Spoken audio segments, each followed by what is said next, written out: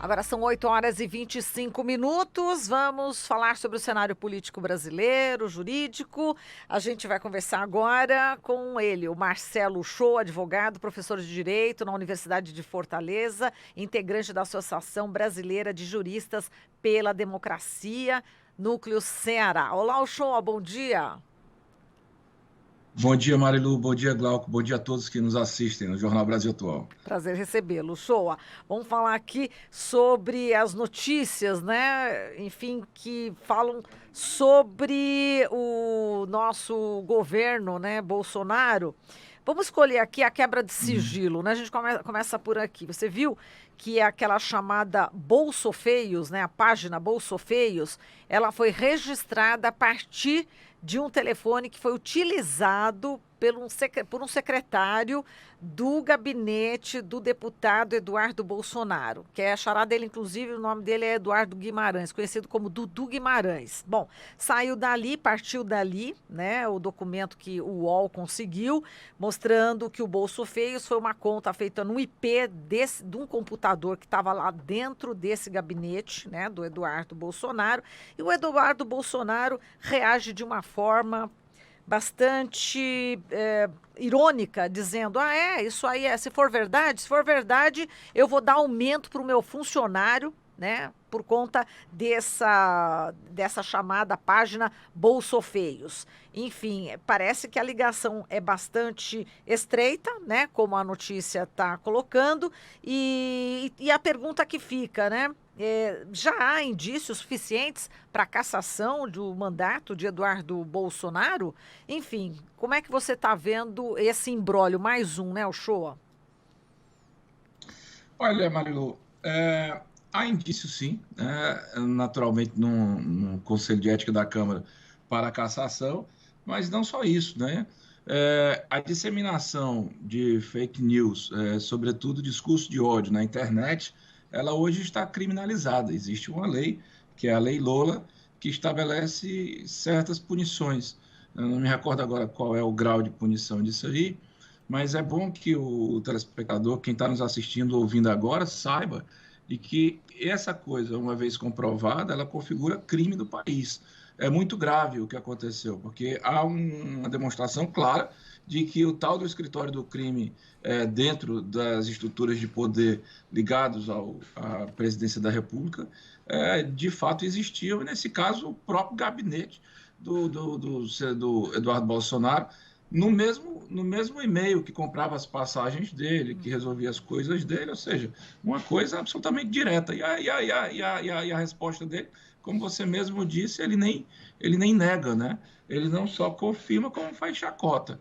Eu espero que o parlamento tenha a responsabilidade e faça valer as prescrições daquilo que aprova. Porque qual é o sentido de você aprovar uma lei tratando de reprimir ou de sancionar de uma forma mais veemente o estímulo da massificação do discurso de ódio pela internet, se você permite que um deputado faça isso, se você não toma providência, né? Essa é a questão. Agora é curioso, né, o show, que essa página foi retirada do ar depois que essa informação veio a público, e ali tinha inclusive, além de ataques, né, feito contra instituições, o Supremo Tribunal Federal, o presidente da Câmara Rodrigo Maia e outros adversários políticos, também publicações convocando para as manifestações aí contra o Congresso, contra o STF e a favor do presidente Bolsonaro. Agora, tem um aspecto que também impressiona o show, que é a disfarçatez, né?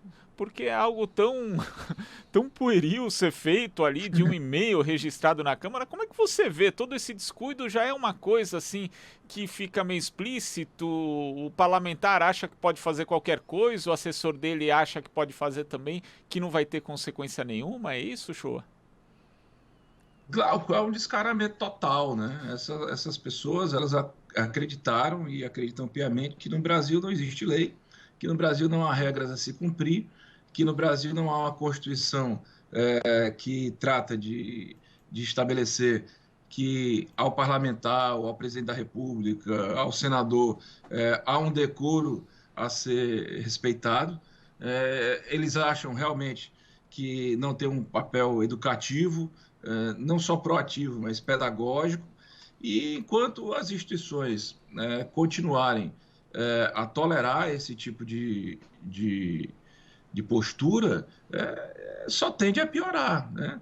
Na verdade, os ataques ao Supremo Tribunal Federal, o Supremo Tribunal Federal já era para ter, de ontem para hoje, imediatamente dito alguma coisa.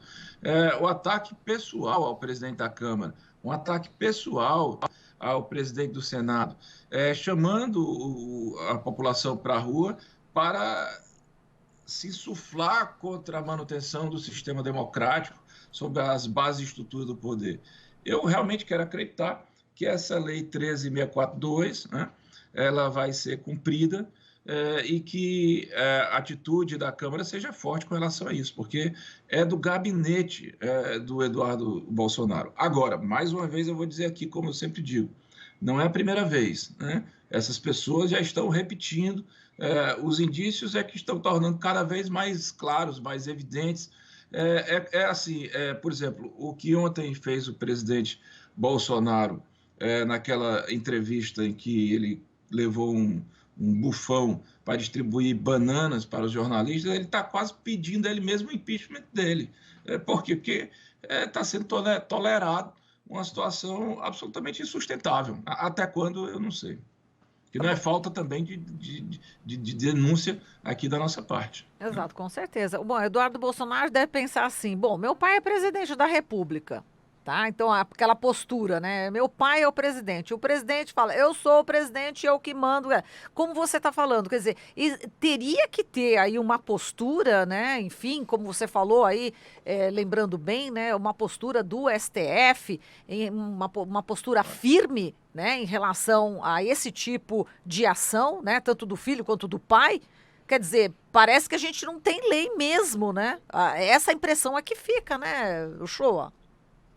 Marilu, eles falam para um público específico, né? Um público que não tem a capacidade intelectual de entender o que é a democracia.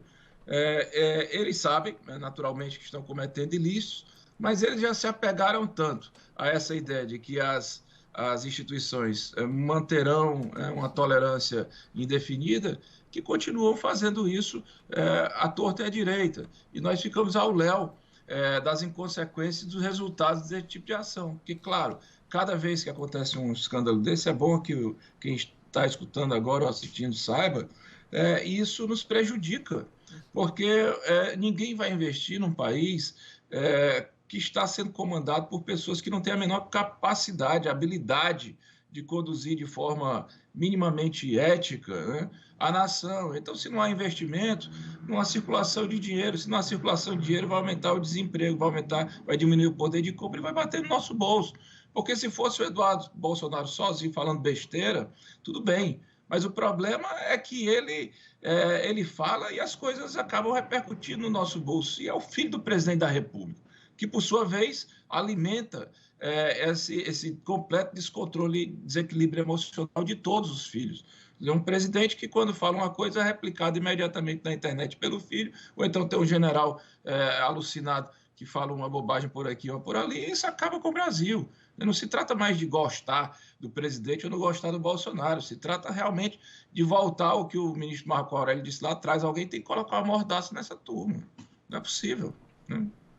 Exato. Agora, em relação a alguma providência, né, enfim, qual que seria, né, o órgão que poderia tomar uma providência? Quer dizer, ou então, você acha que a resposta tem que ser dada nas ruas, né? A gente tem aí várias manifestações, Dia Internacional da Mulher, temos também o ato pela Marielle Franco, enfim, para saber quem matou Marielle Franco. Temos ainda dia 18 pela educação, pelo serviço público.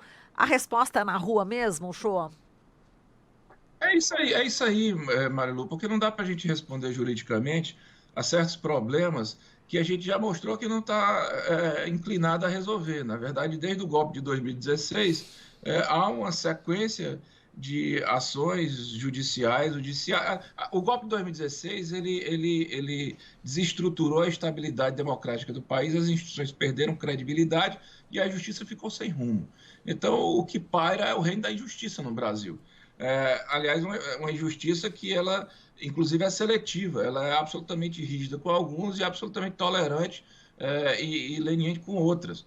Então, é o povo na rua. É como você está colocando. São 3 momentos importantes, em março, no dia 8, Dia Internacional da Mulher, no dia 14, os 2 anos da execução da Marielle, no dia 18, Dia Nacional da Educação, que a população está sendo chamada às ruas. Eu tenho defendido, por exemplo, que a bandeira do impeachment do Bolsonaro seja incluída nesses 3 eventos. Por quê? Porque crime, né, de responsabilidade, ou crime comum, no caso de responsabilidade, é crime, né? Ele precisa ser denunciado, apurado, ele precisa ser decidido e, eventualmente, reprimido, né? Você não pode simplesmente tolerar ou naturalizar essa persistência de crime. E as instituições já demonstraram que não vão dar a resposta que devem dar se não tiver povo na rua. A Comissão de Ética poderia imediatamente da Câmara acionar o Bolsonaro? Poderia. O Ministério Público Federal poderia tomar alguma ação? Poderia. Entretanto, a Comissão de Ética também poderia dar uma resposta à violência que sofreu a deputada Gleice Hoffmann na semana passada.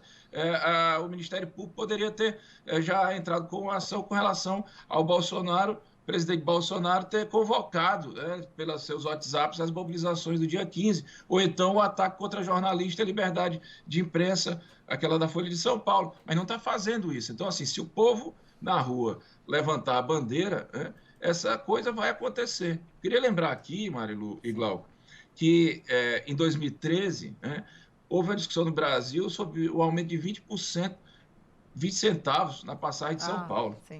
Dali, houve uma discussão sobre a lei da mordaça, aí depois começou a história contra os mais médicos, e depois todo mundo indignado com a saúde, com a educação, não sei o quê, e acabou o que aconteceu? Que acabou, entrou a Lava Jato, e no final a Dilma acabou sofrendo um impeachment por ter cometido supostamente pedalada fiscal sem cometer. O que aconteceu? O que aconteceu ali é que o povo na rua pressionou o Congresso e acabou-se.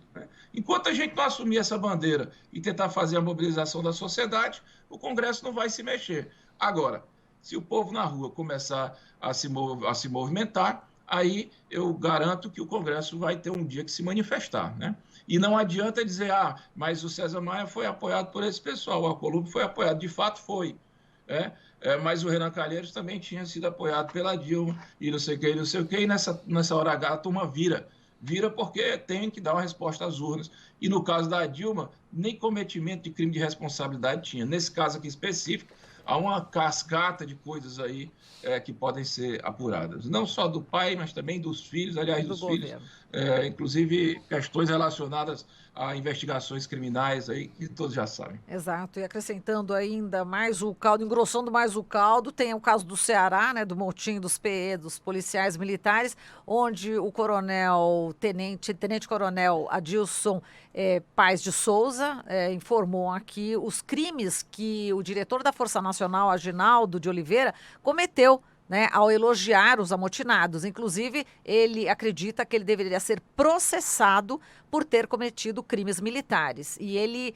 não vê também a atuação do Ministério Público Federal ou a atuação do Ministério Público Militar. Enfim, ele fica, inclusive, na dúvida quem é que poderia entrar também com essa questão, né, para tentar processar esse tenente-coronel, né, do governo Bolsonaro, da Força Nacional, que cometeu esses crimes, né? E realmente está passando batido na imprensa essa história, né? Ninguém está cobrando nada, e isso é muito grave, né? Como disse aqui o Ricardo Moura, da Universidade Federal do Ceará, ontem. O coronel Aginaldo, ele é egresso aqui do Ceará. Ele já tinha um histórico de comandar alguns batalhões, eu não sei bem quais, acho que de repressões mais ostensivas, e foi alçada essa condição de coordenador da Força Nacional logo que assumiu o Bolsonaro. Quer dizer, há uma linha ideológica aí que se apresenta muito próximo. Mas ele veio para o Ceará na condição de mediador, né? Na condição de interlocutor do governo federal, que supostamente deveria tentar arrefecer os ânimos e contribuir para o desfecho do movimento. O que ele fez foi estimular, né? O que ele fez foi enaltecer a figura daquelas pessoas que se insubordinaram e que geraram, por sua insubordinação, quase 300 mortes no estado do Ceará, pelos números que foram apresentados. E não só isso, né? Extorsões nas ruas, ameaças de se não fechar o comércio nós vamos destruir tudo, inúmeros crimes de roubo, de furto, etc. e tal. Portanto, cometeram crime, né? Porque fizeram uma paralisação à revelia da lei, e mesmo desconsiderando que o governo do Estado já vinha com uma tentativa de negociação que já vem acontecendo desde o primeiro ano do governo Camilo Santana. É importante dizer, Marilu, sobre essa situação, que o governador Camilo é um homem de muito diálogo, né? Entendeu a situação da defasagem salarial no âmbito da segurança pública desde o seu primeiro mandato, entendeu a dificuldade na lei de promoções, então criou uma lei de promoções, investiu no aumento remuneratório, fez novos concursos, investiu em novos armamentos, melhorou a estrutura dessa turma todinha, e mesmo diante da possibilidade da categoria buscar uma melhoria salarial nesse ano, negociou, né? Mesmo sem a possibilidade de previsão de greve estabelecida na Constituição, negociou com as categorias profissionais. E, no final, fizeram isso. Por quê? Porque é um interesse partidário, né? O interesse aqui são grupos políticos que querem tomar o poder nas principais cidades para depois ganhar o Estado, que é governado pelo PT, e, eventualmente, essa coisa ser cascata no Nordeste. O comandante dessa Força Nacional, ele faz parte desse grupo, sem dúvida alguma. Senão, não chamaria aquela turma de gigante. Eu acho que ele deveria ter sido imediatamente exonerado se, de fato, o Brasil tivesse um governo de responsabilidade e a apoiação dessas coisas aí que foram colocadas. De fato, ele estimula a quebra de hierarquia. Não só aqui, mas em qualquer outro lugar, inclusive na força dele mesmo, né? Sem dúvida, tá certo, show. A gente agradece aqui toda a sua análise, viu? Um grande abraço para você e até a próxima. Tudo de bom, Glauco também, todo mundo que escuta, eu estou sempre à disposição. E, bom, contar comigo, você sabe que eu estou aqui. Tá certo, obrigado. Um grande abraço. Falamos aqui com Marcelo Uchoa, ele que é advogado, professor de Direito na Universidade de Fortaleza, integrante também da BJD.